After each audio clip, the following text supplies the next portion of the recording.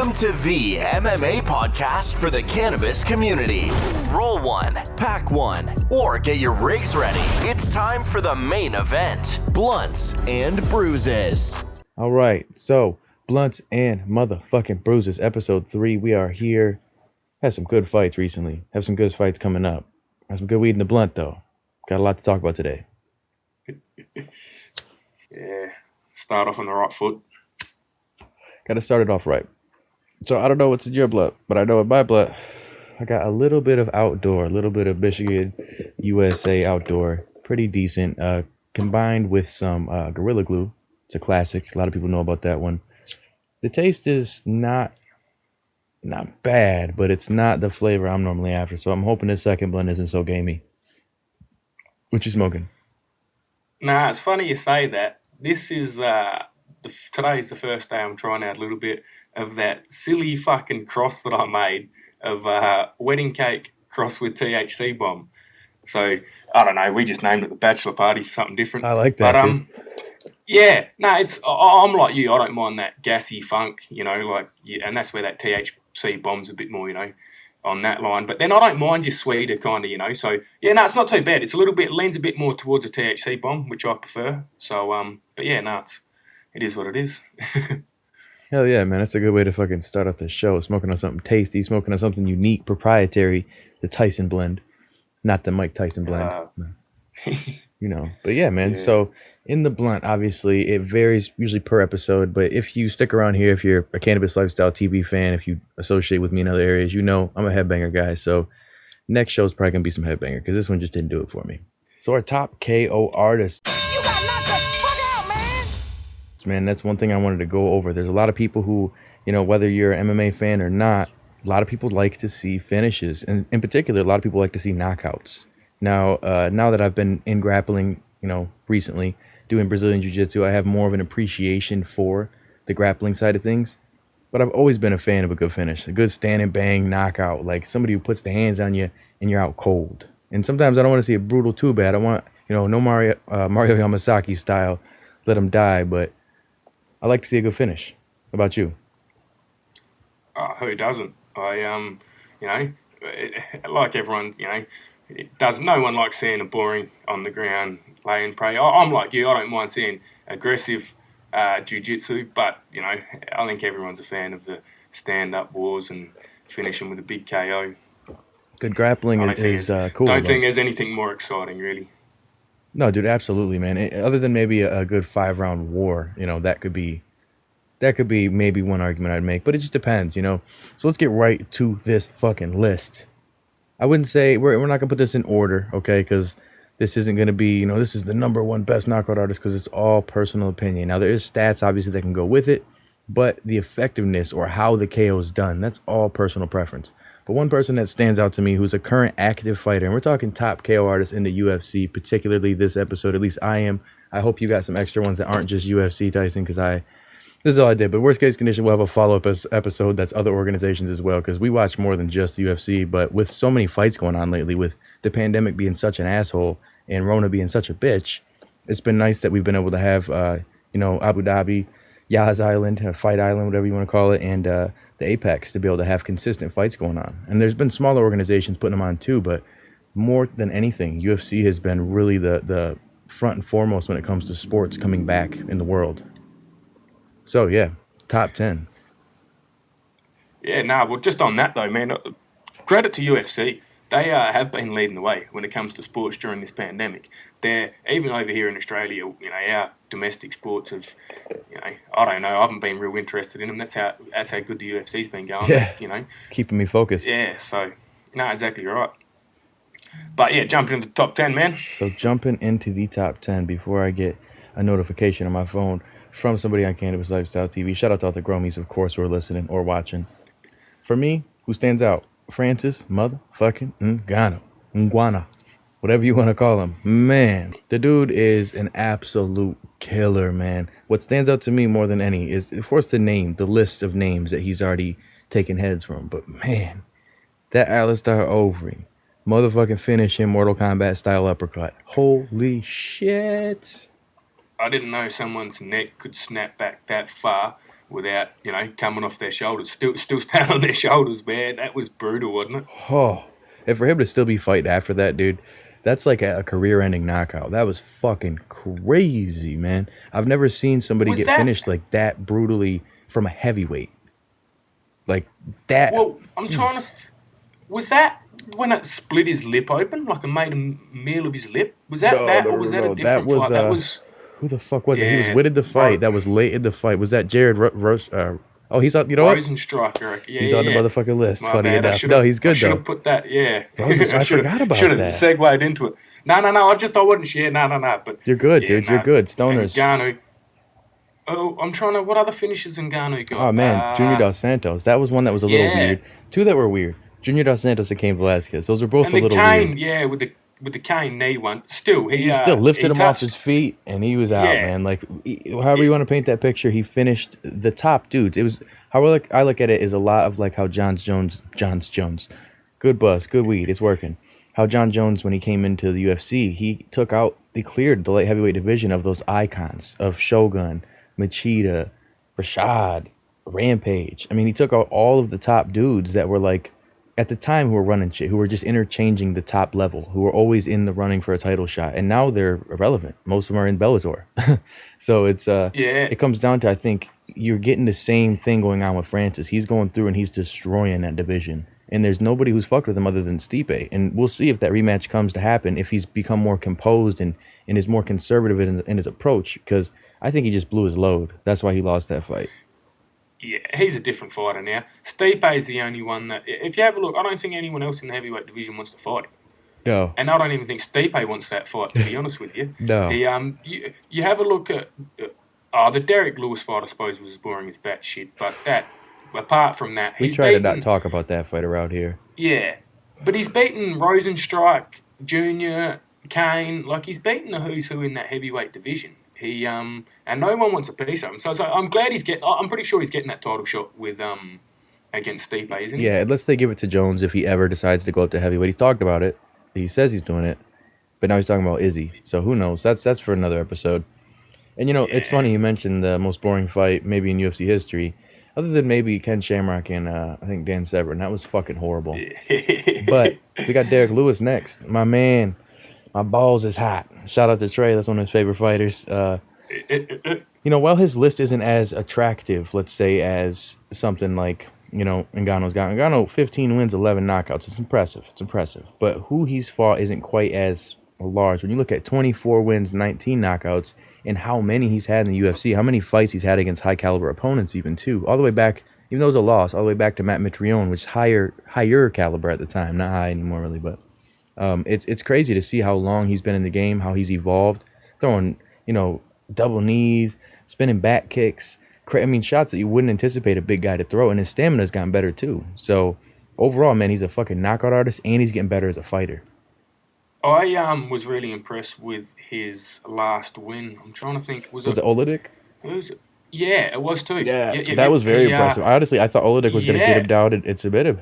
I really did. Well, he had him in that scarf hold early on. Yeah. And I thought he was every chance of tapping to that, and he powered through it, started the second round, did what he does. And that's the thing with Lewis. I reckon as much as his cardio's not the greatest, he's still got power when he's gassed. Like, how many times have we seen him when you thought he's... and just bang, lands Alexander that big Volkov, KO. man. Yeah. Woo. I love his celebration. That's what gets me. Just the way he boom on the chest, bang on the ground, the way he goes. It's like sometimes I'm like, it's a little disrespectful, a little Tito Ortiz-ish, but at the same time, this sports entertainment, baby. This is what it is. Yeah. Oh, if you see his Twitter account, he's nothing but entertainment. Oh, dude, I know. His Twitter is one of the best accumulation of crazy internet shit that you can find on the internet. Period. Yeah. Definitely, no question about it. Like daily, that's the only thing that keeps me on Instagram other than Cannabis Lifestyle is going on there and being like, what's this motherfucker post today? What did we see from Mr. Beast? I just trying to think that last fight after who was it? Olenek, wasn't it? Yeah, Olenek. Olenek. He was talking about he didn't want to fight till he was down to 250 pounds either. I'm trying to think, who did he... someone called him out. Curtis Blades, wasn't it? That's right, it was too. It was Curtis Blades. Yep. Yeah, yep. So That'd be a good no, fight, that'll man. be another exciting one too. Yeah, yep. Curtis Blades is tough, That's the man. thing. He's tough. There's a lot of the heavyweights. Heavyweight division's always exciting. You know, they've all got one punch power. Like it's always exciting. Well, it's got better than it ever has been, especially with people moving up. Gus was said, yeah, he did look great. We'll say he did look great, okay? But he moved up to heavyweight, so we've got him in the mix. We got Anthony Johnson potentially coming back. Well, that is the next one in my list, Anthony Johnson. 16 knockouts, 22 wins, definitely doing his damn thing. Knocked out a lot of people in lighter divisions and at light heavyweight, but now moving up to heavyweight potentially, of course, and being a knockout artist in general. You see the heavyweight division opening up so much more because you've got people who are like, fuck it, it's not an advantage of me cutting weight. Why should I cut a bunch of weight and just barely make 205 when I could be at this weight and be at my prime and be full and have all energy, be hydrated, and do everything to the max? And you look at Anthony Johnson, who was at 170 fucking pounds at one point. I mean, his face, he looked like sick. He was a little weird. To now, he is like a beast, man. He literally looks like he's out powerlifting every single day and eating mad food and smoking blunts at the same time. So I really dig, Anthony Johnson. I've always been a fan of him. His Achilles heel, just like I'd have to say, somebody who he reminds me of a lot is Melvin Gallard. Gallard had the Achilles heel with that rear naked choke. I don't know what it is, man. Kryptonite. Yeah, no, I've always been a Rumble fan. Even like some of his earlier KOs, even at welterweight, Tommy Spears, that head kick KO, and that Charlie Brenneman, man, he's got some vicious. Yeah, that Charlie Brenneman was KOs, brutal. Yeah. His hair was like. Fucking nuts. No, it gets back to his feet and then cops that. I'm just trying to think some of the other. Beta, like he's knocked out. Dude, Glover Teixeira knocked his fucking tooth out of his face. That was brutal.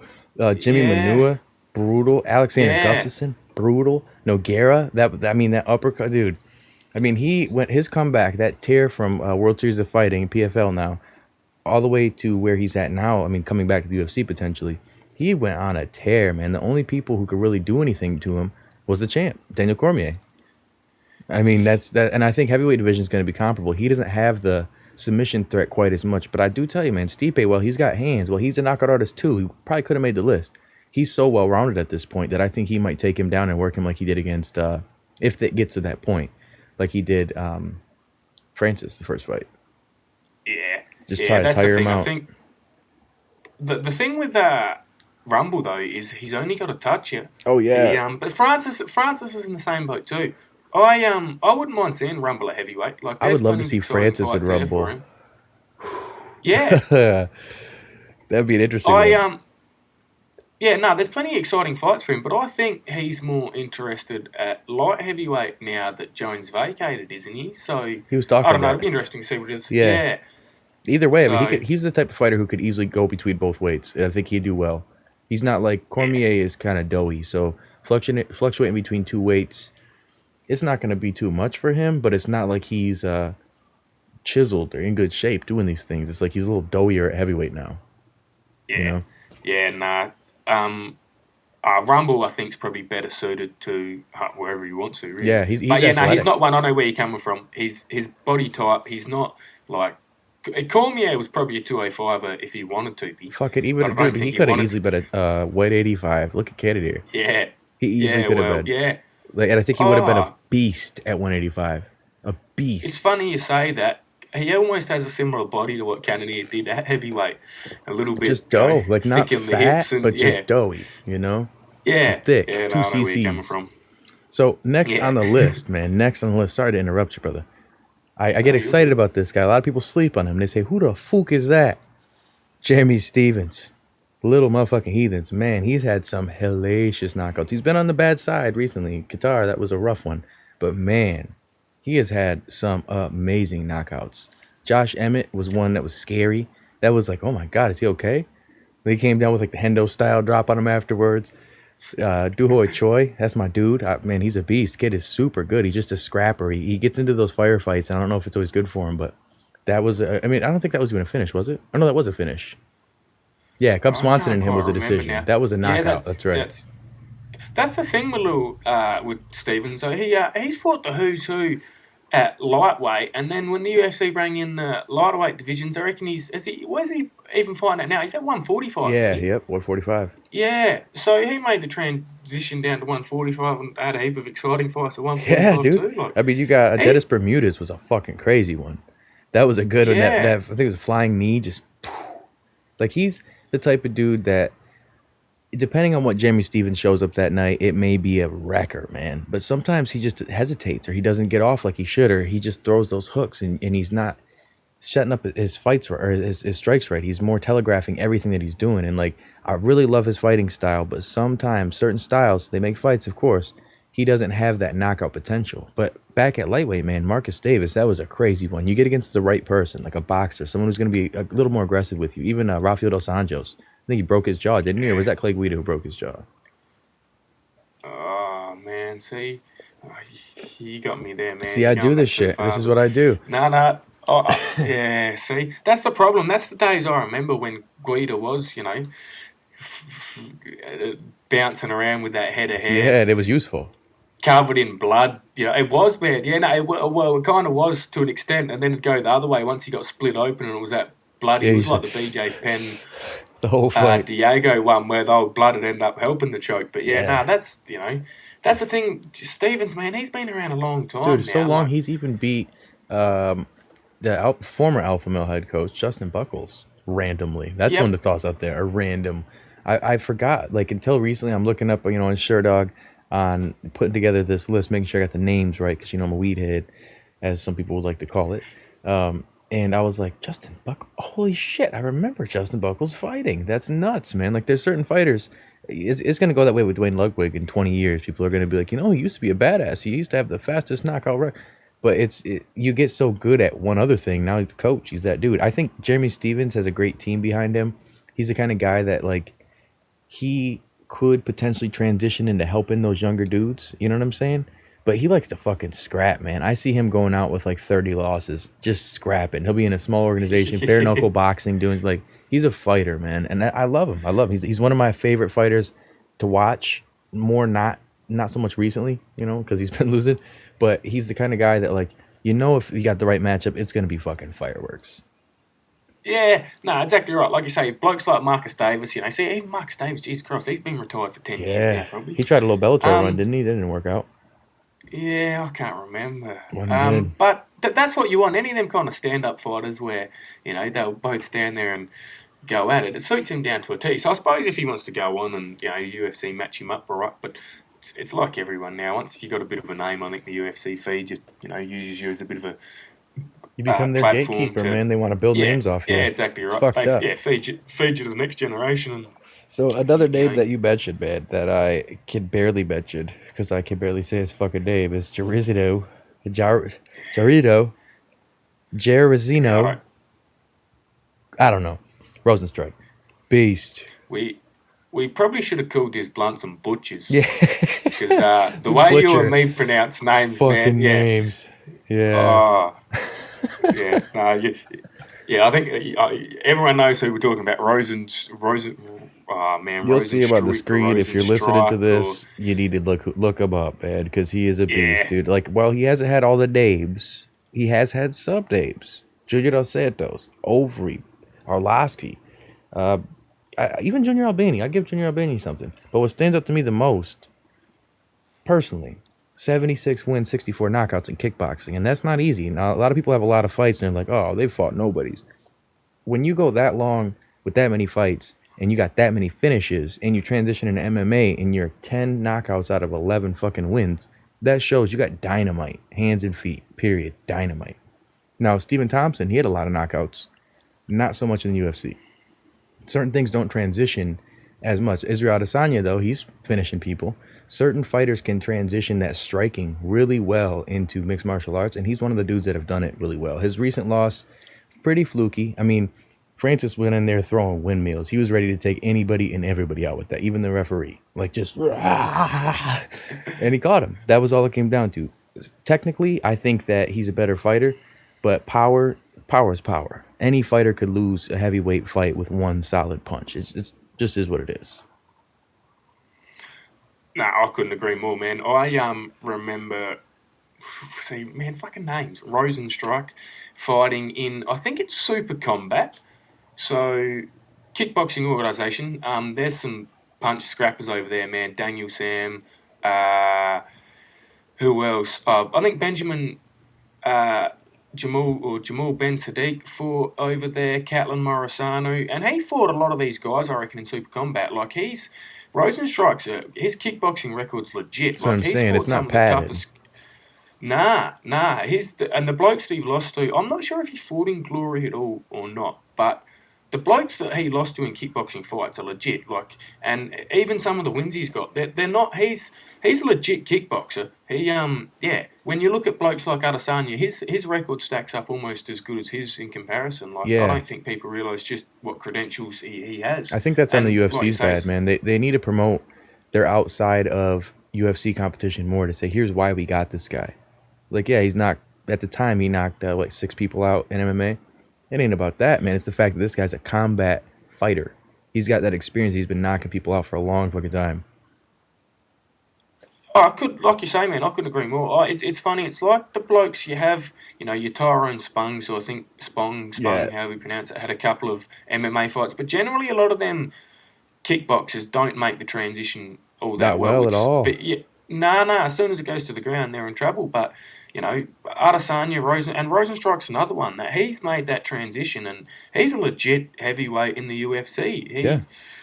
Yeah. I mean, he just beat fucking Junior Dos Santos. Like, Exactly people right. I have to say he's getting to the point where he's almost a gatekeeper, man. He's lost enough fights, and he's a name that they're using him as a name. And I see that they're talking about this new guy who's coming into the UFC against Junior Dos Santos.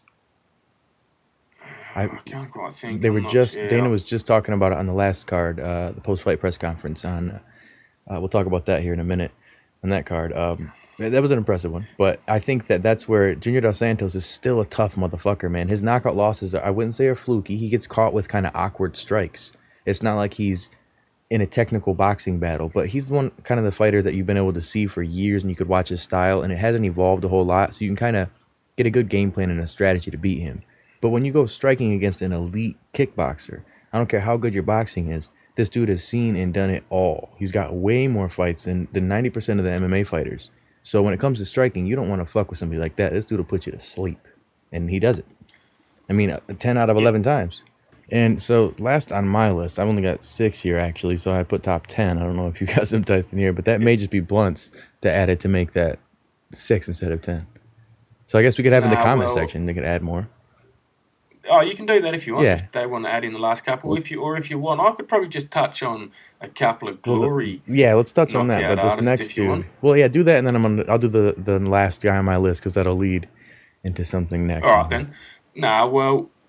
I'll start with Cedric Doumbé, and we'll I don't know. We might have to have a bit of a look at this card coming up. Glory's got a card coming up at the start of next month, and Cedric Doumbé will be fighting. Groenhart. See, man, I told you it should have been Blunts and Butchers. Groenhart, I think's his name, and Cedric Doumbé, he's a 170 pounder, but he hits as hard as anyone, at any weight division, man. Oh yeah, just got the technique. I'm not quite sure. Yeah, I'm just trying to think of some of the. See, you caught me off guard here. I'm just trying to think of how many KOs, what his record is. He's It's all good. We'll pop it on the screen. We will pop that shit on the screen. That gives you reason if you're listening to this on Spotify, Apple, iTunes, whatever you're listening to. Hop over to YouTube. Check out the clip side of things because we're gonna have those up every single week, multiple a week. And for when we're really stoned, we'll just edit things in. You'll see that, like in this case. Yeah. No, exactly right. So, we'll throw up some clips of Doumbé there. And like I said, we'll probably try and talk about him a little bit more, maybe, in a few weeks before that card. Yeah, I think we should definitely go over that. That certain cards like that I don't think will get fucked with as much, we could probably do a fight companion and show it on the screen. And we're promoting these companies like any MMA or any business would want. Any organization would say, hey, wait, you're promoting our fights for free? Yeah, we are. Fucking crazy. Fucking UFC. So who else would you put? Also as another kickboxer, or what about a local guy? I suppose if you want to, I could probably touch on a local guy. So we had an Eternal event a couple of weeks ago. I think it was a week and a half ago now. It was on Fight Pass. Jack Della. He young lad. He started off his professional career with 2 losses and lost to Aiden Bates. And since then, he's gone on to win his next 9, all finishes, I think all bar one inside the first round. And he just recently had that rematch with with Aiden Bates, knocked him out inside the first minute and a half, I reckon it was. A fucking way to it was come on back. Fight Pass. So he's an exciting young lad who hopefully we get to see a little bit more. Hopefully he gets a chance in the Contender Series or something like that. That card was on Fight Pass. He jumped on the mic afterwards, he said all the right things. So it'd be good to see him. And he's one that just recently, but apart from that, most of our best knockout artists, We already took. Robbie Whittaker, they're in the UFC, mate. Yeah, exactly right. Yeah. Well, I'd have to say my last one, man, that I'm adding to, whether this be top 10 or top whatever, add the additional ones in the comment section because we're a little stoned. Hopefully you are too as you listen or watch. Justin motherfucking Gaethje. Been one of my favorite dudes since World Series of Fighting, man. The guy is a brawler. And what's crazy is he's got more skills than he does like anything, and he doesn't use them most of the time. Other than watching the fight fucking hype for this most recent one here, it was behind the scenes UFC build up, whatever the fuck they call it. Again, stoned. It was really interesting to hear his coach, Trevor Whitman, kind of break down perfectly because he kept him reserved. He kept him relaxed. He kept him in the right mindset. And man, did he beat the shit out of fucking Tony Ferguson. And I did not anticipate that by any means. I thought it was going to be a brawl, but he fought a calculated, intelligent fight. So it shows not only can he be one of the most brutal knockout artists, he's got more post-fight bonuses in the UFC than he does fights. It's insane. That's nuts. Like, who the fuck that's just a crazy stat alone to have that. But the fact also, 22 wins, 19 knockouts, and he's a wrestler. But when have you seen him wrestle? He's got no takedown attempts in the UFC.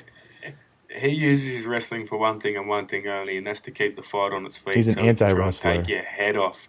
Yeah. Either break, and even then he'll try and break your legs down and then take your head off, or just break your legs down or take your head off either. He doesn't want to take it to the ground. Dude, brutal leg kicks, man. He's got, some of the most deadly leg kicks. I am one of the only people I know, other than I'm starting to convince you, I'm starting to get you into the Gaethje cult.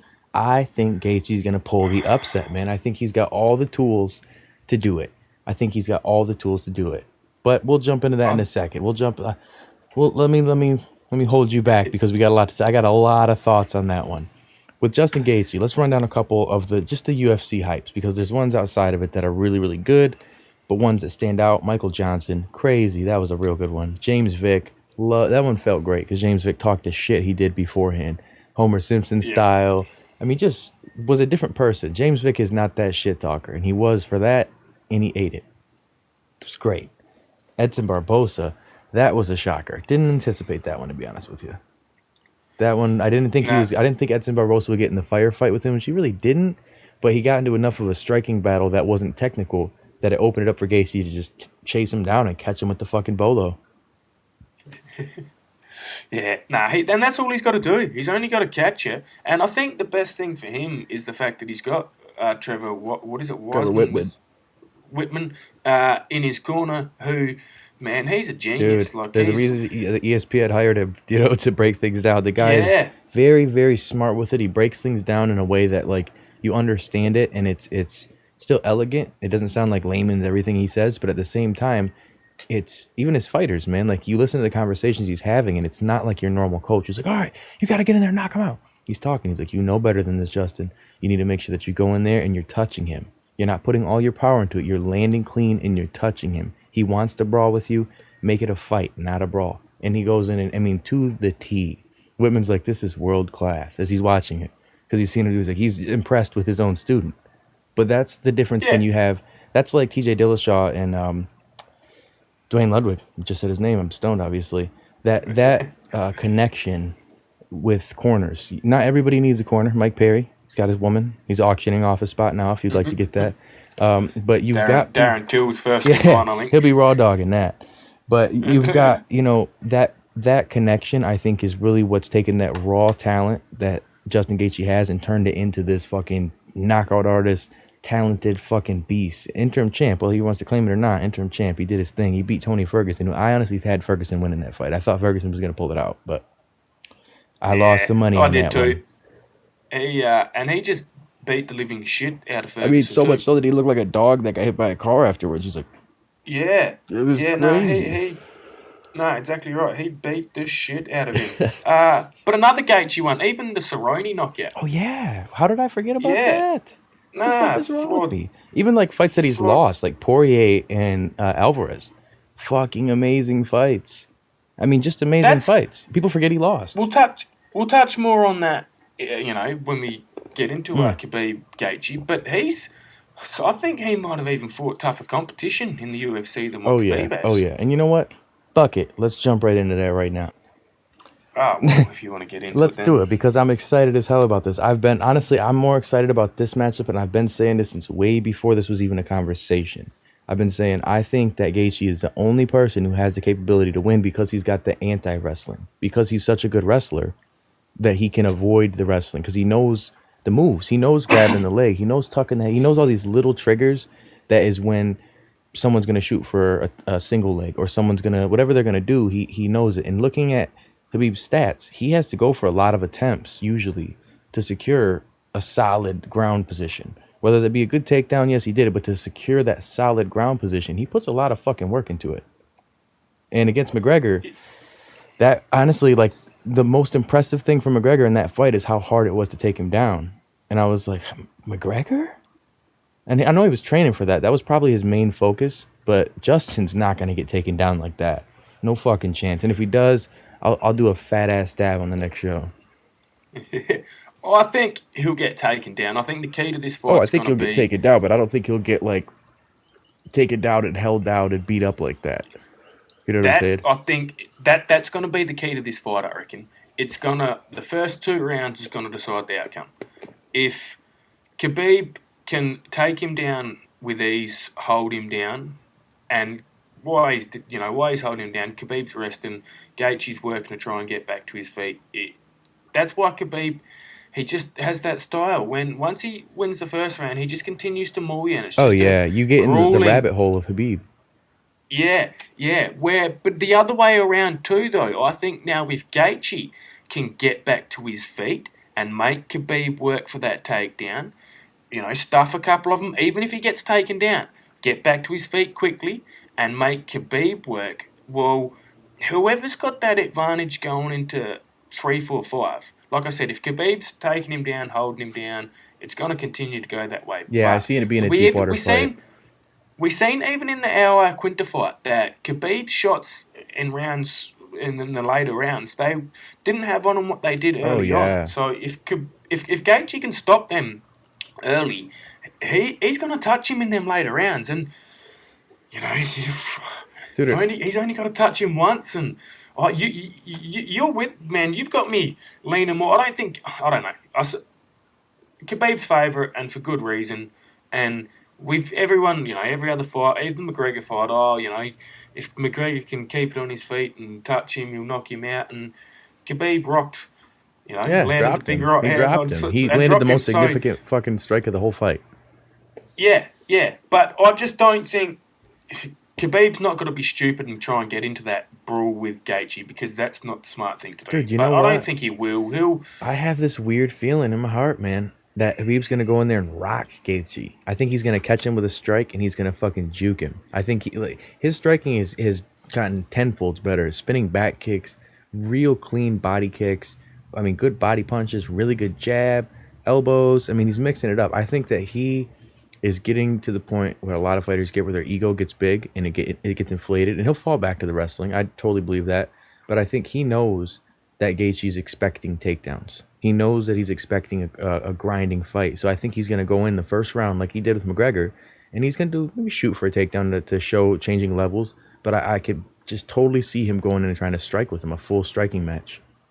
I don't know why. I had this weird feeling. I got Gaethje getting rocked and then coming back and finishing him where Khabib's all confident, like, we're ready to go. But it's like, you're fighting against the American zombie, not a green zombie. This dude is rocked and will still fuck you up. You better be careful. Like, he's got it in him, man.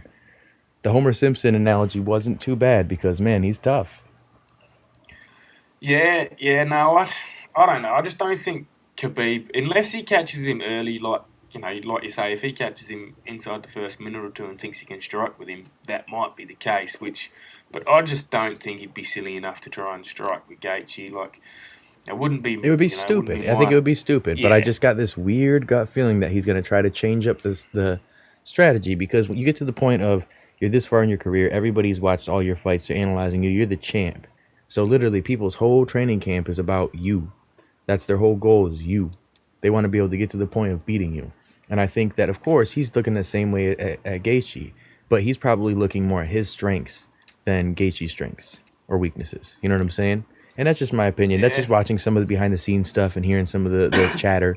But with his dad passing away, there's a lot going on in the mental area that he wants to win this for his dad, not just for himself. So, I don't know, man. Like, if I was a betting man, which I am sometimes, I'm putting money on Gaethje. But it's one of those deals where, like, my heart says Gaethje, my mind says Khabib. Yeah, I don't know. I think, hey, if you want to bet on Gaethje, I'm with you too. I'll probably be putting something on him. I think he's, I don't know how you guys do it. He's 3-1 over here. So yeah, they do some stupid Vegas odds where it's minus, like minus this, that. I'm like, I think it's minus 300. You guys have it. So or plus 300. So if you put 100 on it, you win 300. Over here, it's 3-1. You put 1 on it, you win 3. So that makes a lot more sense. But America likes to be confusing. But that shows you what the odds, the odds are. He's a 3-1 favourite, but that's still a 25%. The experts still give Gaethje a 25% chance of winning. For damn good reason. I've been a fan of Gaethje since World Series of Fighting days, man. Like I said, and I think he could be the potential kryptonite. We'll see. Oh yeah, we're gonna find out. Yeah. I don't think Gaethje's ever been more motivated for a fight too. Some of the stuff he said in the pre-fight, press conferences and stuff like that. I don't think he's ever been more motivated. He's had a bit of a crack at Ali or whatever, the manager, with him and Khabib trying to organise fights ahead of him. So yeah, there was something he said where he said that Khabib's got yes men around him, and when he trains, they train to make him look good, and where that's not the case for me, man. I've got people in the gym trying to kill me. Yeah. They see me as a target and try and make it, try and use me as a, stepping stone in the gym. So I don't know. I'll give Gaethje a chance. Without a doubt, I'll give him a chance. But I think Khabib, like I said, the first 2 rounds, I reckon that'll decide, will decide the outcome. Whoever gets the better. Like I said, I think Khabib's going to take him down. It's just how, and that's where Gaethje's shown that his, wrestling defense is second to none. And even if he does get taken, he gets up. I don't know what he's taken. I don't think he's been taken down in the UFC, but I've recalled. That's what I was going to say. I don't think he's even been taken down in the UFC. Fucking Stone, dude from World Series of Fighting, whose brother is in bare knuckle boxing. Yeah, I reckon it's Palomino. Palomino? Yeah, something like Palomino. He's a beast. Yeah, whole family's beast. No disrespect. We're just bad with names. Again, blunts and butchers. We butcher names. But that's where I think he has had the tougher caliber of fights. He's had more brawls. He's had more having to pull the heart out and really show the determination besides the skill. And Khabib's had a couple fights that were a little rougher. Like you look at who was one? Gleason Tebow. That was probably the only one I could think of that was tougher. Ali Quinta, he had to work more. Even Conor, he had to work more. But he hasn't had many fights where he was put in a place that was like, you're coming back from the dark area. You need to really make this shit happen and pull it out deep. And that's a big advantage that I give to Gaethje. The fact that he could potentially stop the takedowns and that he's in for war. And he said the same thing. He said, Tony Ferguson likes war. He likes pain. He wants to fight. I don't think that Khabib does. I think that Nurmagomedov doesn't like to get hit. Not that anybody really likes to get hit, but Ferguson goes in and it amps him up more. He's like, come on. But so Justin's the same too. They both enjoy that. That's their thing, man. Like if it's not a brawl, it's not a Gaethje fight. I mean, you don't have a Gaethje fight unless it's a scrap. Well, the only reason he's lost fights is because of that. Literally, in fights that he's looked good on. Like he was winning against Eddie Alvarez. Fights he's been winning. Yeah. Dustin Poirier, he was winning these fights. It was a brawl back and forth, but I'd say I would give it to him. And he gets reckless and he just gets fucked up. And he even knows it. He calls it. He's like, the fights that I've lost and I've done the worst in is when I was just reckless, throwing shit out the window, man. And we're just going. And now that he's got Trevor Whitman kind of balancing him and getting, and he's been there, but now that he's getting right in the mind, and he's like, bro, slow the fuck down. Sit on your punches when you need to. Don't always do it. This isn't a brawl. You don't need to get out of there as quick as you can. Go in there and don't get hurt and just win. And I mean, I was so impressed with how he beat Ferguson that I'm so convinced he's going to beat Khabib. In my heart, not so much in my mind. In my mind, I'm just like, who's stopping? Who's stopping the Eagle? You know what I'm saying? Maybe fucking Donis, the greatest fighter alive, but that's about it. That's the only person I know. Or the GOAT, Lobov. Oh, Jesus. That's definitely the would weed it be talking, interesting guys. to see what happens? I don't know. It wouldn't be the best thing about Gaethje is it seems that he has learnt from them losses. He's a smart dude, man. He was gonna go to school for being a social worker, I think, or he was in school being a social worker. Like he's not a dumb guy. He's educated, but you think he's dumb with his face, or one, he's kind of got a dumb face, and until he wears his glasses, and you're like, oh wait, this motherfucker might be smart like Rob. Hold on, he's got glasses too. But the way he fights, you'd think like, oh man, this dude just is a fucking brawler. He just doesn't give a shit. Reckless abandon. Like, no, man, he knows that's entertaining. People want entertainment. They want to see a good fight. Plain and simple. Who doesn't want to see a good fucking fight? And I think that's why I'm a big fan. He's one of my favorite fighters. Him, Israel Adesanya, a couple of these other fighters who know this is entertainment. That's what I love, man. I love those kind of fights. Oh, well, that's the thing with Gaethje. You know that, mate, he's not going to go in there and look to outpoint Khabib and, you know, make it a fight. Not that he's not going to look to take him out in the later rounds, but he's not going to look to outpoint him and get a decision. Yeah, he's not GSP. He's going to go in there. Nah, he's going in there looking to... and I think that'll probably be the best thing about this fight. It's going to be kill or be killed. And that's the thing with all of Gaethje's fights. They are that. They're kill or be killed. And, man, if you want to get into that brawl with him... Good fucking luck. We thought Tony was the best brawler and scrapper at 170 for how long a period of time? What 55? But yeah. Yeah, my bad. At 155 for how long was 12 fights now? Shit, in a row. Like yeah, and Ferguson was Jesus Christ, however many 6 times they tried making the fight and then the curse for Gaethje to do what he did, like. Yeah, no, that Ferguson fight was impressive, and I only watched it the other day again, and I don't know. I'm with you. I totally think that if anyone's going to beat Khabib, anybody right it'll now, be that. Well, here's one though. What if Khabib wins? Then what? Honestly, I still think Ferguson. Styles make fights, win, lose, or draw. Ferguson off his back is the threat to me to beat Khabib because you don't want to see I mean, McGregor maybe. I want to see McGregor go off into the wind with entertaining fights.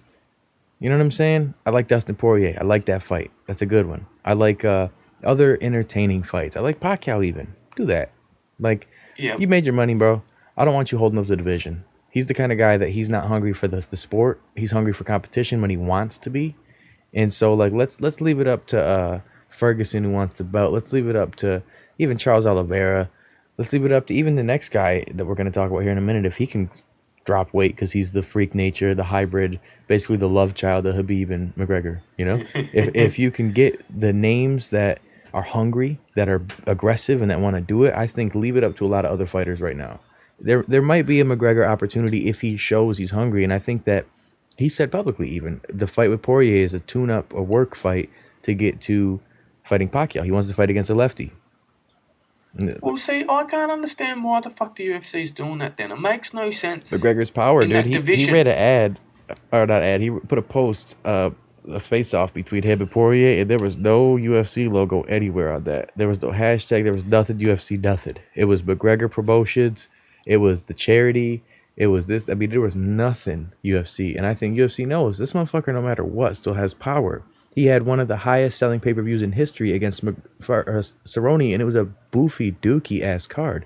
What was it? Macy Barber was the co-main event? And let's all face it, Cerrone, if that fight was 5 years ago, it probably would have pulled twice as many numbers too. Oh, yeah, absolutely. You know what I mean? Well, Cerrone was still a bigger name at the time. He's still a big name, but while he was still in the talks of like a contender, that would have been a fight that was like, whoa. Even before he fought Ferguson, that still would have been. You know, it's just, it's like, yeah, no, exactly right. you get to the point now where like he's still huge, man. McGregor's gonna be huge, and Habib's huge. And obviously, you look at the time. Why are they gonna have this fight at fucking 2 o'clock, 3 o'clock? Oh, because they're Yeah, I think catering to it's his fan base, the other side of the country. yep. It's smart though. I mean, it's smart. I totally understand. So he's a Well, huge star in his own area, but not so much in bringing outside viewers. You know what I'm saying? well, Like, that's where I think that a Khabib kind of rematch would do huge oh, dude, numbers. it would Like do, that'd be especially if he beats Poirier. If Habib beats Gaethje, Cotter beats Poirier. It's a dead set, dead obvious because Ferguson needs to win a fight in the casual world, in most people's eyes, even in my eyes. I just want to see him fight Habib. God damn it, it needs to fucking yeah. happen. But honestly, I think that one could really be a huge fight, and I think McGregor's learned his lesson. Like his thing was he wasn't aggressive in the striking. He was just trying to fucking avoid takedowns. You can't just focus on one thing. And not saying it would have done a whole lot better because he probably would have been taken down a lot easier. But same time, he had open opportunities for shit and he hesitated. He was like, quit breathing so much and throw some fucking strikes and quit pitter patting. Make it happen. But the whole time he's worried about this takedown. You know, Yeah. so who knows? Oh We'll no. see. Well, I think that McGregor Poirier is an exciting fight, but to me it doesn't really make sense unless Conor is serious about like Ben, because he's ranked really the winner of that's probably gonna be number one contender. Yeah, I don't know why he's still ranked, but So the winner definitely will be well, number one contender. There's no, in my eyes, there's no yeah, question because right now, who do you have else that's a dead set obvious? that's the Charles thing with Oliveira Ferguson is losing. close. He's close. He's got like what 5 fights in a row at lightweight. Not any real big names. I think him and Ferguson is honestly a fight that I think they should make, in my I wouldn't opinion. mind seeing Hooker Ferguson. Or and Hooker Ferguson is another one too. But I was seeing Hooker and Diaz were talking about fighting.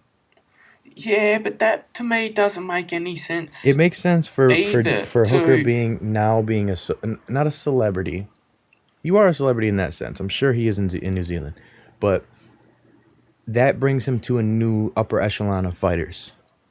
Diaz he used to not be a needle mover, and now he's a major needle mover. And I honestly think Hooker will fuck Diaz up even before. Oh, knocked the mic out. Even before now, I think he would fuck him up. I think it would be Rory McDonald-esque. I really do. yeah, no, well that's where I probably would have rather have seen a Conor Diaz 3, the Oh, dude, trilogy that's what fight. To be that's honest like with I you, said. Fun fights is what I want to see more. That's what I miss too. I'd rather see that. Even feed him to fucking street Jesus. You know what I'm saying? Like I don't give a fuck. I want to see well, fun fights with McGregor more. I think Habib's a what's stressful fight. that's my thing too. I don't know. Conor to me just I don't know what his plans are. If he's gonna fight at fucking lightweight, he needs to be serious about fighting for the title. Or if he wants to fight exciting fights, do it at welterweight against Diaz or against. And then that's what pissed me off a little bit with this Dustin fight is they're talking about having it at 170. Like that makes no sense I think honestly, man, it's whatsoever. if what would be cool is if McGregor said, "I'll do it, but at 165." Well, it's funny you say that because I reckon I've seen on this card coming up is the first time I've ever seen the UFC with a catchweight fucking bout. I've Or seen a since couple the early days anyway. yeah. I was gonna say earlier on, and I've seen a few that they randomly Yeah. like little bit post Zuffa era, but not like Yep. just after the Ultimate Fighter. Yeah, I'm Dope just trying jersey to by the think of way. what. Oh, yeah. Oh, not this man. That was the Rampage season. I don't even Hell think they yeah. won a fight, did they? No, Yeah, they couldn't even. that was Yeah. an ugly one, but it's a good one now. Yeah, see, it was on the undercard. They got a 140-pound fight between Nathaniel Wood and Casey Kenny. Oh, because it's Nathaniel Wood. That's why. Because UFC's got a lot vested in him. That's what it boils down Right. to. Nathaniel Wood, I think he's fucking really good. I really do. But they have been talking him up quite a bit, and he gets promoted quite a bit too. I've seen ads that have him on there, and I'm like, who is this guy again? His face looks familiar. And I look at him, oh, Yep. Nathaniel Wood. Like that's weird. But wasn't he King of the Cage or Cage Rage 2 champ or something like that? One of these I don't know a UK great based. deal about him. Yeah, I'm pretty sure Yeah, he I'm not came too in there sure. I as don't know. like a champ, double champ. I hate that champ. I hate the word champ. A double champ, a 2 division champ. That's what we call it. It's a 2 division champ. Yep. and boxing and other sports. That's what they call it. But yeah, 2-division champ. I'm pretty Well, sure. what other fights Correct me if on I'm this wrong. card? Yeah, I'm not sure. I couldn't quite tell you what he's done, to be honest with you. Honestly, this card, the only 2 fights I give a fuck about in any way. I mean, there's some other ones that are decent, like Cutabao rematch versus Oh Boy. I forgot that. That was one that was weird, a weird fluky one. I think that should be good. Yeah. But I don't really care That's so much about that. Like, that could be on this last weekend's card, and that's cool. But, like, the only fights I give a fuck about, Bobby Knuckles versus Cannonier and Khabib versus Gaethje. And then I'm moved on to the next card. well, I'm just trying to think. Oh, so you got Walt Harris and Volkov as well. Yeah, I mean, there'll be some good ones, but I'm not, like, the only reason UFC's getting my money is because Khabib Gaethje, Bobby Knuckles, Cannonier. Like, I just don't. I hate to be blunt and be like, fuck everybody else. I'm gonna watch it no matter what, and I bet you they'll put on some great fights. There's no hype in that 7-fight pay per view. Like, it's a big or 6-fight main card. Big number, cool, great, but.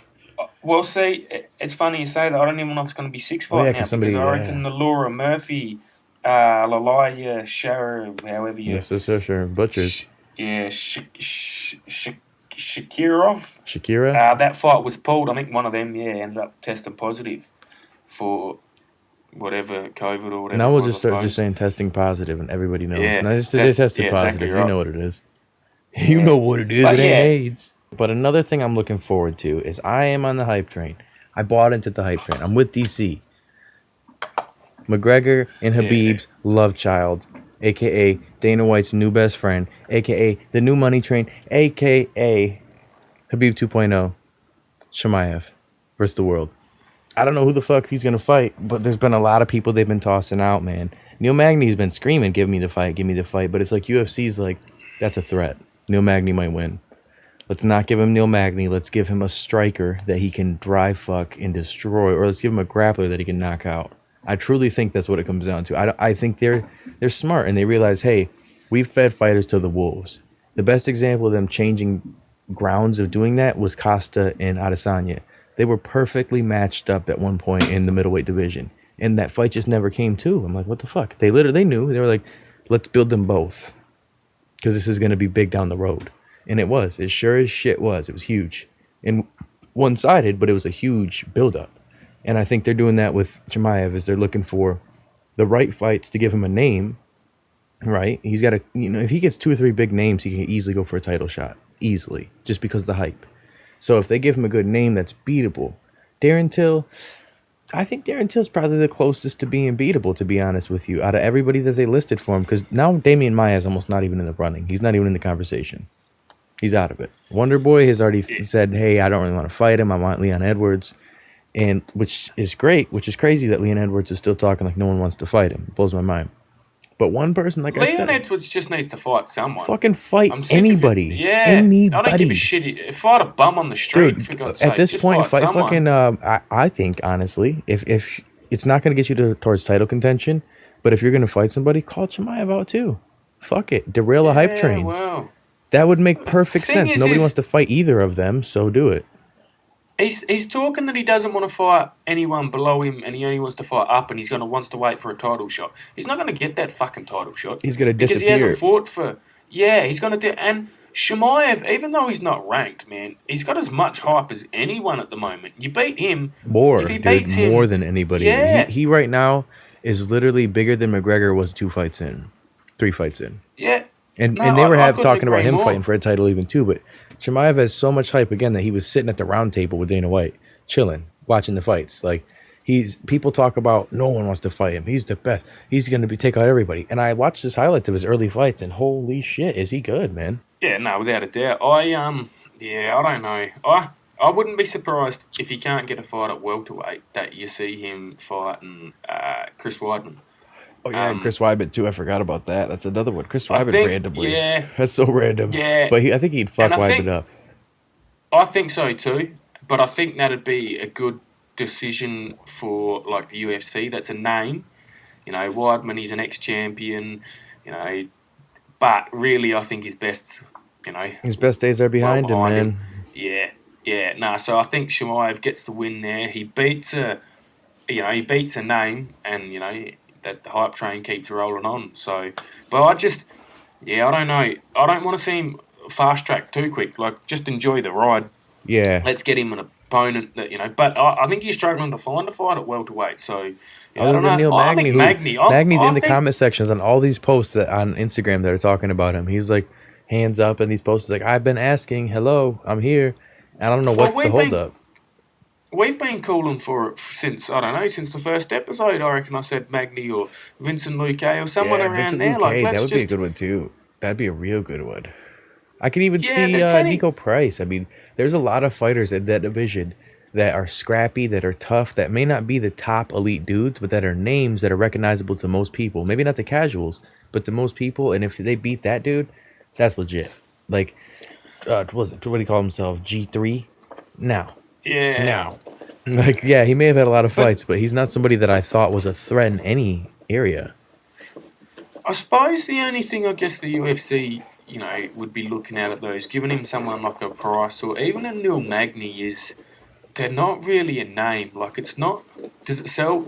I don't think it'd be a. Unless it was a pay-per-view co-main event or something like Yeah, but that, they're I don't talking think like a it'd be. main card, fight night main card. That's where I think that's not Yeah, really the name for it. I think Darren Till would probably be the closest to a name that would that's sell, or even a Mike yeah, Perry. Like I said, even Mike Perry, and the that's simple fact that it's a fighter, it's a name, and people are like, oh shit. that's the only thing. I think the UFC are going to want to try and make money off his name and off the hype, so they're going to have to try and match him up with a name that is going to get eyes on it. If you, like I said, I suppose a Nico Price, it's not going to. It's not gonna It's sell, just yeah. there's not the hype. Nah, No, nah. and you are So thinking right, man. Business sense, and Dana White and them are thinking business. That's probably honestly why he hasn't had a fight booked. It's not because no one wants to fight him. It's because nobody with any star power that makes sense for, I wouldn't say the casual observer, but for like the not hardcore to watch and be like, oh shit, he's fighting. Like, I don't want to see the fight at all, but I could see them even being like Cerrone. You know what I'm saying? Like, that's how UFC is, where they're yeah. like, Donald Cerrone, perfect match. And it's like, Well, that's why I think someone like I wouldn't be surprised if like Weidman ends up getting a fight with him, just in the fact that it's that name. It's not. I don't think a big threat to derailing the hype train, and it's going to give him that win over a name, and move him further up the rankings. And so well, and yeah, Perry's and already that's what, booked like you say, for. I think there's plenty of people that probably want to fight him, but it's just, does it make sense to the UFC? Probably not. And that's where, like, also Perry, I forgot as I'm talking my shit, is booked to fight Robbie Lawler, which I don't really like that. I like it 2-3 years ago, but I'm worried for my boy Robbie. I don't It's like it. funny you say that. I wanted to see Robbie fight Condon, and just a quick shout out to fucking Carlos Oh, notching up dude, a that win looked great, man. first Him time. and Court Yeah, McGee, no, that super was a good fight. impressive. Him and Court McGee. Yeah, no, that was just a good fight. And he deserved to notch up a win. I think that was his first win in 5 years or whatever it was. Yeah. It was good to see Jones had time just to give him a pat on the back. His Yeah, he teammate on set down the Twitter way fucking was. line. He was like, you know what? Set the fucking tube down. No more lines tonight. Carlos, good job. But yeah, man, Chimaev, he's a Yeah. beast. On to the next thing. One thing you and I have talked about, and I've seen Chandler for a long time, is the Chandler hype real? Probably not, but I'm gonna ride it for a minute. For me, his wars that he had with Pitbull, or the Pitbull brothers, really. Didn't he fight both? Oh, I I don't couldn't know. tell you. I When they know he fight, fought I'm always like, which I one know is he. it? I know he fought Patricio anyway. Yeah, and then Pretty sure. Eddie Alvarez, that was a rough one. With Eddie Alvarez, like those are fights that could change a career in the sense of longevity. But he's looked good, man. He's looked very good. His recent fights, other than that weird leg kick kind of shit he had with was it Brett Primus? I believe it was Brett Primus. Yeah, I don't know. I watch a little yeah. bit of Bellator, believe it or not, guys. I watch a little bit of Bellator. Their matchmakers are kind of shit, in my opinion, and their wrestling I'm just antics trying are to think. so-so, but I love Goldie. And Scott I'm just trying to Coker. think. What was his last win? Was over Benson, wasn't it? Yeah, he knocked Benson out. TKO. Yeah.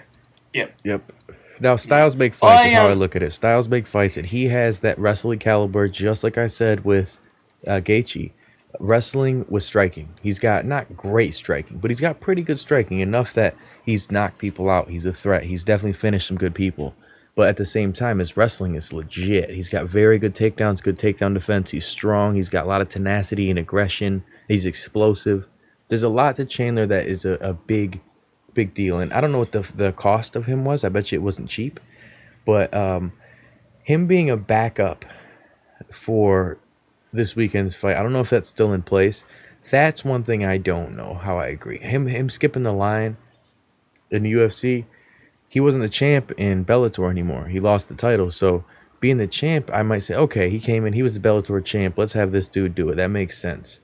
Not the case here. He was a former champ who's coming in, who's a good fighter, who has got a lot of potential. But again, he's had some losses that I'm like, not so great. Like, again, that Brent Primus, very Cheeto Vero, like, it can happen to the best of them. I get it. But wasn't very impressed with that. And I think that you've got a lot of fighters who stylistically would be a very tough fighter for him. I think Justin Gaethje or Khabib, he fits right in that realm of wrestler, striker. Stylistically, he could do very well. You put someone like Dustin Poirier against him. You put someone like even Conor. He reminds me of like a more refined, what the fuck is his team alpha male? Chad Mendes. Like a more refined Chad Mendes. Yeah. Yeah, no, I think he's good, but to me, I don't know. The worst thing the UFC, I think, did was put him as a backup for that fight, because not only does everyone else in the division kind of think that he's leapfrogged them, he thinks it too. Yeah, He thinks he's a fighter's fighter, man. That's why another reason I like him. He's honest. He's legit. He's about his shit. He's very straightforward and very straight up. He's a fighter's fighter. And UFC, I think they see the potential matchup. I don't know if they see the star power as much, because the masses of people don't know him. They really don't. But they see maybe the star power of the sense of the MMA world, maybe. I don't really know what they see, because to have him skip the pack, I mean, Poirier and McGregor, yes. I would see Hooker being a backup person. Or I don't know. It just is weird to me. Or even Ferguson. Like, it's weird to me. Yeah, I just don't understand why he was a backup, to be perfectly honest with you. But I said when we first, were talking about how he got signed up and he was a backup, that he should really be a fill-in for the Dos Anjos Islam fight. I know, and they were like, something happened there. They asked Dana White that, and he's like, nope. Because I think Dana knows that Islam will whoop his ass. Islam's another dark horse. He's tough. He's got a lot of threats in his style, like different areas he could really fuck you up. But he's not a name that's attractive. So if he wins, it's not going to catapult him up. It's going to be like, oh, well, remember, he also beat Tyson Chandler. Tyson Chandler, it's a basketball player. Michael Chandler. Wrong person. That's where I think the UFC need to promote Islam a little bit more. When he's the heir to the throne, basically. Like, if you ask, that Khabib camp and, DC and anyone that trains there at, what is it? Is it ATT? AKA? American Kickboxing Academy. Yeah. No, that's it. AKA, yeah. That Islam's next in line. Like, they're prepping him for the old, and that was the big plan, that, Khabib going 30-0 and retire, and was going to be the time when Islam would be passing the torch, Yeah, pass the torch on. So I think, and that's where I think Islam's that good, man. He's good, but I don't think he's that good. He's got a lot to prove to me still. Like, nothing. I can't tell you one fight he's won. I don't remember any of them. That's the thing. He's fought a lot of no-name kind of no-name. That's what I'm saying. So I cannot give you. The only thing I could tell you is, wasn't he in the brawl and Khabib and McGregor's shit show? Yeah, I think he was all involved. That's the only thing. And he's the one that was suspended, and Khabib was like, "No, I'm not fighting anymore." Then, or he got fired. I think he's 18-1 and. Yeah, I mean, like, good. Don't get me wrong, but a lot of the M1 global guys, a lot of the fucking Russian fighters, they've got these crazy records where it's like, who have you been fighting? Yeah.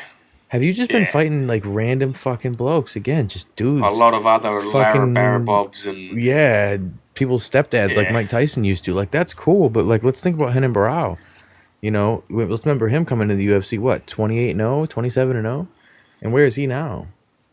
Yeah, not exactly right. I mean, you got, remember Torres from WEC days? Was it Michael Torres? Yeah, Miguel Torres. That was my motherfucking dude, man. Yeah. He was a beast, and he dominated in WEC, and did he even win a UFC fight? No, I don't think so, man. Brian Bowles, I remember WEC, Brian Bowles fucking split his shit, worked him, knocked him out, and he was never the same, man. And then he had some issues. I think he had alcohol problems. I read this random article about how he just has a gym somewhere in like New Mexico or somewhere in the country now, and just quiet, regular guy. Yeah, it was funny because his reign kind of finished a little bit before UFC bought WEC, wasn't it? So when he came over to the UFC, he was already kind of on the way out. He already lost. At his best, man, he was as good.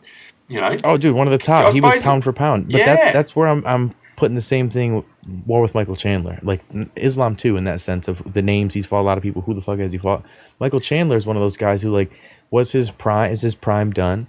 Did he already have that run at the gold and what he was doing in Bellator, and it was already gone? Styles make fights, of course, but his chin has been very, very suspect. He gets caught with a decent punch and he's wobbled. Like that last fight, I think Pitbull knocked him the fuck out dead. He's out cold.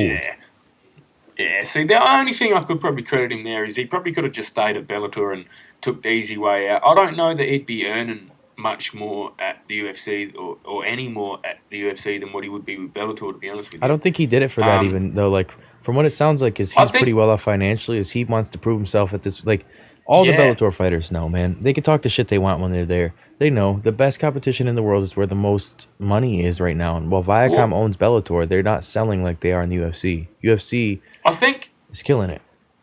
I think he even knows that the best lightweights are in the UFC. Yeah. And if he wants to test himself against the best, he's got to go there. Habib is the dude. When you talk about lightweights, Habib is the dude you talk about.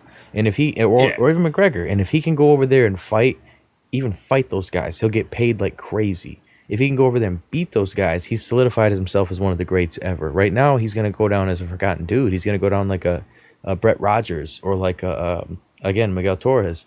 Or some of these guys who are like, us hardcores know who they are and will remember them and be like, that motherfucker was a beast in his time. But where are they now? You know? Well, can you really see him having the kind of success like a Tyron Woodley, who, you know, was a Strikeforce champion and then came over and... I could see him having the Eddie Alvarez success. Very comparable path. I see him doing well. I could see if, let's say, Justin Gaethje wins the belt and Habib doesn't come back properly or retires or whatever, let's say whatever happens, I could see him potentially beating Justin Gaethje, just stylistically. Mark this down if you're listening or watching this, because if this happens, I'm owed money by the world. But I could see him potentially doing it because stylistically, styles make fights. And it could be a stand and bang brawl, it could be a wrestling match, it could be whatever, and he could end up catching him, winning the fight, he gets the belt, but then loses and doesn't come back, and that's it for him. You know, I just see that happening because his jaw is suspect, and he gets into firefights. And he's an explosive guy, so he can get caught. But I'm excited for it, man. I love these big fights like that. I wish there was more crossover fights like there was once upon a time with Pride. But they saw how that worked. When you got your big fighter go over and get worked, it doesn't work, you know? So I think that with them kind of buying him out, getting him over the UFC is cool as hell. Because Tyson Chandler, I keep saying Tyson Chandler because I'm looking at your name and seeing Chandler. Tyson Chandler's an American basketball player. Maybe former one. I don't know. But Michael Chandler, Tyson, is a dude that I've always liked watching his fights. When he's got a fight in Bellator, I watch all those fucking boofy-ass, basic nobody fights just to see his fight because I know usually it's entertaining. Like, he's aggressive, he strikes, he also can grapple, but it's not like dry fuck grapple. He's just fucking striking explosive, really hammering down on you. Like, he's got all the tools to be a very entertaining fighter. Champion? I don't know. That might be pushing it. But right now, where it's at, if Habib fights 2 more times like he said he's going to do and vacates that belt, it's an open field, man. That whole area is totally open. But I would rather see Chandler versus Ferguson, Chandler versus anybody else, really. Have him fucking fight right now. Put him in a fight right now. He should have been on this next card. That would have been great to have him on this weekend's card. You know? Yeah. I mean, shit, he's big enough, man. Honestly, he could headline a card with a big enough name. If you put him against somebody who's somewhat big, I mean, fuck, even Paul Felder. If you put him against Eli Quinta, you put him against even Michael Johnson. There's a lot of different fighters that people would know who they are, that they're looking forward to watching, somebody would watch. I mean, we just had Holly Holm versus Aldana. We had Karate Hottie versus who the fuck was it? Tisha Torres? Not Tisha Torres. Why am I high? Man. Oh, she looked great too. I forgot. I know she did. Totally taken away from it. That's the blunts. It's an hour long. We've been on here for an hour, guys. This is what it is. That's the problem when there's fights every weekend at the minute too. It's hard to keep up. Yeah, but anyway, she looked great. But it's the same comparable thing. If there's been headliners like that, Chandler definitely could have got one against a random person. It's kind of disappointing to me that they're going to have him sit back and wait. Well, he's obviously, though, he's not going to be injured. He been through a camp Can we find him a fight in the next month? Who can you match him up with? Who's gonna, Oh, I just listed it off. who's there out there? Just listed it off. Even Hooker. Yeah, well, Hooker wants a fight. Ferguson's looking for a fight. Ferguson wants a fight. I saw Michael Johnson bitching for a fight. Bobby Green is back bitching for a fight. Any of these names are names that you can give him that solidification of being in the UFC. I think the Michael Johnson one's probably not a bad one. Dude, Michael Johnson is one that has shat on a lot of hype trains. Michael Johnson was the last person to beat Ferguson before Gaethje did. Michael Johnson is one of the dudes that I count out more times than not, and he makes me lose money. He's a dude that is a scrapper, and I think that would be a great test. Great test. So much so I got your dog hyped up. I agree. Yeah, I think, honestly, dude, you've got a lot of fighters who would prove... Because, I mean, think about it, man. Like, there's not a lot of dudes in Bellator who, outside of Bellator, have proven themselves. You know what I'm saying? Benson Henderson is good, and that, for me, showed me Tyson Chandler. God damn it. Michael Chandler. I'm going to start watching basketball again, guys, obviously, because I can't get that out of my fucking head. Michael Chandler, he's solidified to me that he's legit. Benson Henderson's never been a guy that I've been a big fan of. I was standing up cheering when he got smoked by Pettis. I didn't like Jamie Varner's fight. I didn't like any of them. I don't like Benson Henderson. I don't like his toothpick. I don't like him. It's to the point where I think that Chandler is outgrown Bellator. And he's fighting people who, like, he's proven himself, but against fighters who are not from Bellator. So let's get to the point now where see who he can fight, see what he can do in the UFC. It doesn't need to be a title fight yet. See what he can do. The hype is real, but it ain't real enough to give him a fucking title fight immediately. Yeah, nah, I think you're dead right. And that's why I think someone like a Johnson's probably not a bad kind of matchup. Yeah, it's a fight I think he's back from 45 too. Yeah, nah, it's probably not a bad fight. So, yeah. We need to hit up Mick Maynard and Sean Shelby. I'll get him on the phone. Conference call tomorrow. We'll hit him up, Tyson. Yeah, well, we could do a heap of fucking matchmaking. Dude, that's going to be... We'll have to do an episode on just matchmaking, exactly, man. Because we've got so many fucking thoughts. And we'll save those for the next episode. We appreciate everybody who's listening to this. All the Gromies, all the new listeners, MMA fans who are able to smoke and chill with us. Going to be doing these episodes, hopefully weekly. We'll try to get these out more consistently. Got a lot going on. Make sure you listen to the full episode, CannabisLifestyleTV.com, Spotify, Apple, Amazon, Stitcher, all the things that you listen to that take money. Appreciate everybody, and we'll see y'all next week or for the fights.